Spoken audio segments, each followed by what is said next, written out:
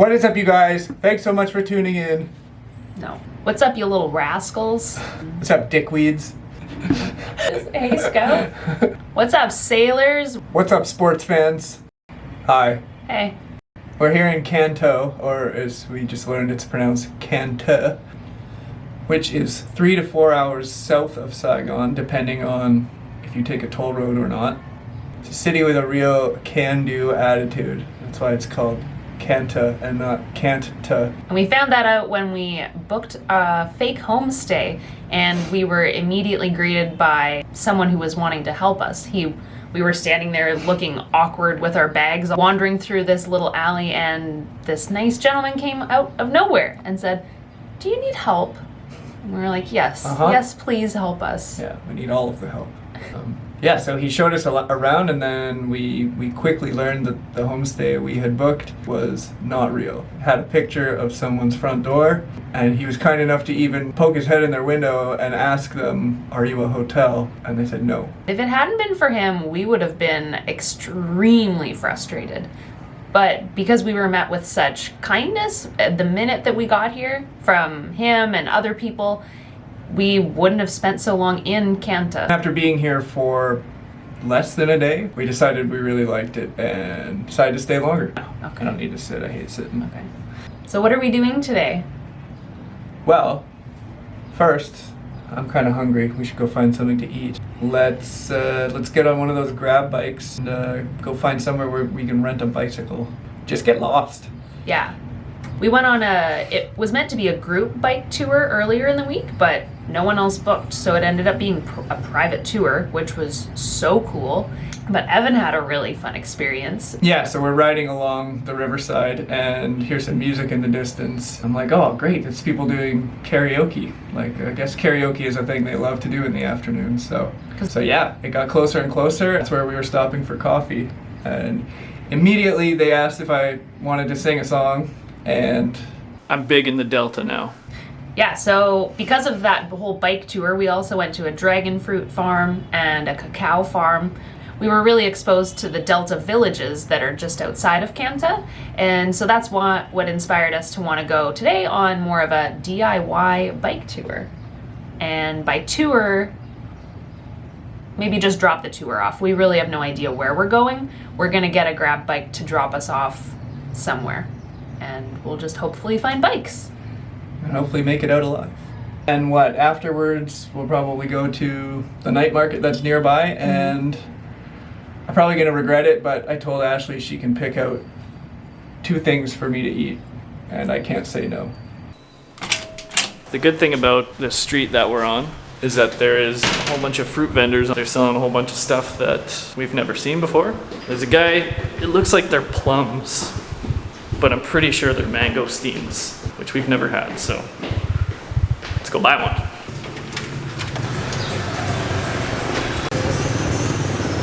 Hello, Xin Chao. For one? That's a lot of mangosteens. Is that 15 a kg? I don't know, I was expecting one for that much. They better be good. Ah, come on. Okay. So that looks different. Cool. Not what we thought it was. Pretty sure this is not a mangosteen. Doesn't smell great. It's really soft. It doesn't have a ton of flavor.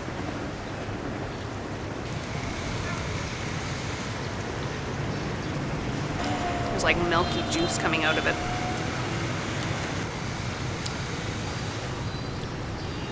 You know what? Maybe it's just overripe. That could very well be it too. These nice ladies just informed us that that fruit is called Vu Sua. Sua? Sua? Yeah. Which translates to breast milk. And then there was another guy who gestured towards milking himself. Yeah. So. And everyone laughed very, very hard, including us. So Yeah. I guess we just ate breast milk fruit.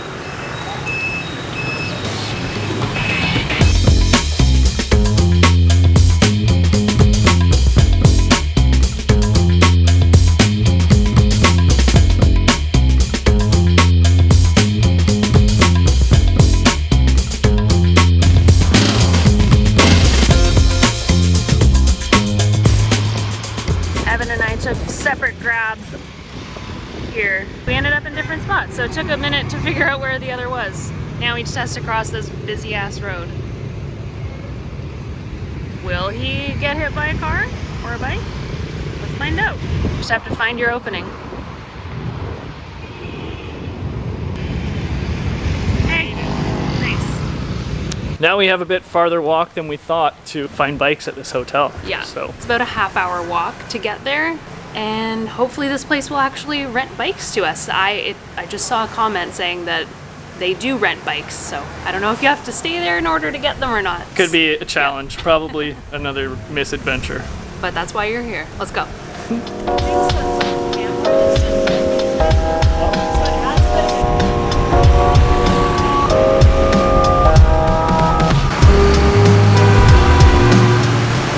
Sometimes a 30-minute walk can seem like a long time, but when you're in a new country, that's never a problem because you can always just be looking at cool stuff. Like there's so many different plants and flowers and stuff here, and ornate buildings, and you're never bored on a 30-minute walk, so always look at the positive side. I think we're here. Let's see if they'll actually rent us a bike. It might work. Do you know anywhere around here that rents them? No. Just motorcycle. Just motorcycle. Yeah. Okay, Yeah. no problem. Thank you so much. Thank you. Okay. Alrighty, so that didn't exactly pan out. I guess they only rent bicycles, or they only offer bicycles to people who are staying at their place, so that's okay. That is understandable. She said that places around here only rent motorcycles. I don't know if we'll be able to get bicycles today. I guess we'll have to do some digging and see.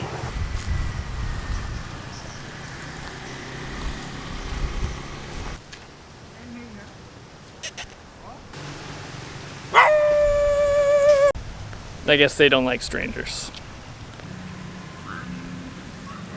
Alrighty, well, we've sat in this park for a little while now, and we've kind of come to the conclusion that not really anywhere rents bikes out. Yeah, I guess unless you did an accommodation that specifically says they have bikes, it seems a little difficult to locate them. From what I read online, there were 2 places that said it where they don't like to rent bikes to many foreigners because we're bigger and we break the bikes. I guess maybe we could just show up and show them our svelte bodies and maybe they would change their mind, but...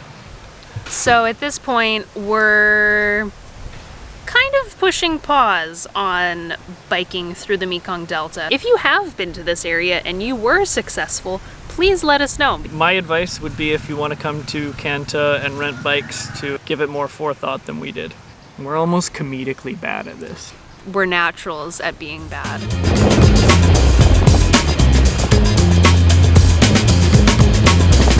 Let's go get some food at the night market. One of the things I love most about Can Tho is that it's just entirely lit up at night. As you can see, there's just lights on everywhere. It's beautiful.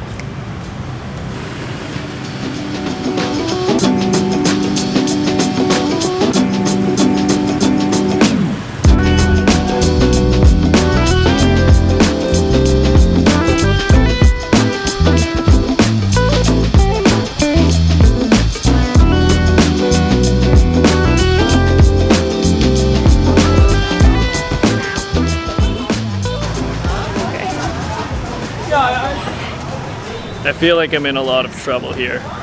Okay. Chicken feet. I knew it.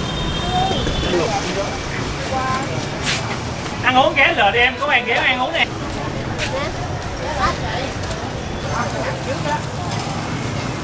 Alrighty, so we have chicken feet, and then we have, the girl translated it as just cow meat. So it's beef wrapped in some sort of leaves. You're way too nice to me. I know. I was panicking because I was like, I don't want to make him eat a squid. I don't know what half the meat is. And I've always wanted someone to eat these. I knew I was getting chicken feet.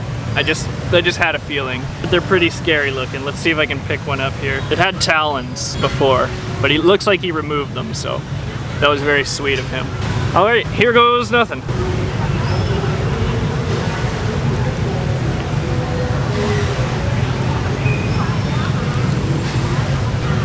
just tastes like chicken skin. There's like, there's almost no meat on it. It feels fucking weird. I didn't expect it to be hot. It's spicy. I'm gonna try the other piece. Maybe it has more meat on it. Ugh. It's just really rubbery. I'm probably doing something wrong, but it seems like there's nothing to eat on here. It doesn't taste bad. Oh, I'm spreading the toes to eat in between the toes. Oh, there was meat there. Is there any toe jam? I sure hope not. That's gross. I don't know. The flavor is not bad. It just tastes like chicken skin. It doesn't feel as weird as I thought it would feel. I'm not that grossed out. Oh, there's his knuckle. See if I can tell which part of the cow this came from. Oh, that's really good. That's the most reminiscent thing that I've had so far from like the Vietnamese food that I knew before coming here. It tastes like bulgogi kind of flavor. This one is good. This one I would recommend. Did she say what it was called? All right, just cow meat. Come to Vietnam, get cow meat. Overall, this market is really cool. I highly recommend, especially if you're into eating any kind of weird food at all. It's a bit overwhelming at first because there's so many different things and it's kind of impossible, unless you know the language, to ask what they all are. Honestly, I thought I was gonna have to eat one of those giant snails. That's what I would have picked if I were you. In front of me over here, there's just like a sea of motorcycles. It's just a constant of bikes going through. We noticed pretty quickly that the food market is actually like a drive-through. People just pull up with their whole family on the bike, order dinner for the night, and then head on out. It's really cool. It's unlike anything I've seen before.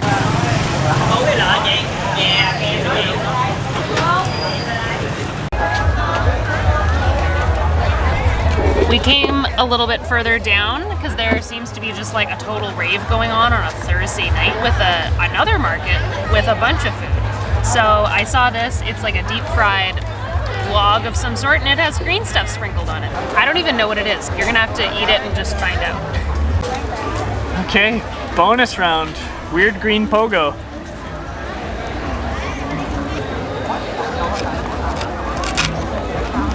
It's probably gonna be hot. A burning hot place. Oh. I have no idea. Cheese, fish. It tastes good. Oh shit. It's just like a cheesy wiener. Every time we walk by this nice lady's stall, she peer pressures us into buying beer, and we finally caved, so. Yeah, we had to. We have to support her. She has a beautiful smile, so we had to get a beer. Plus, after the day we had, we genuinely needed this. And I definitely need some mouth bleach after the chicken feed.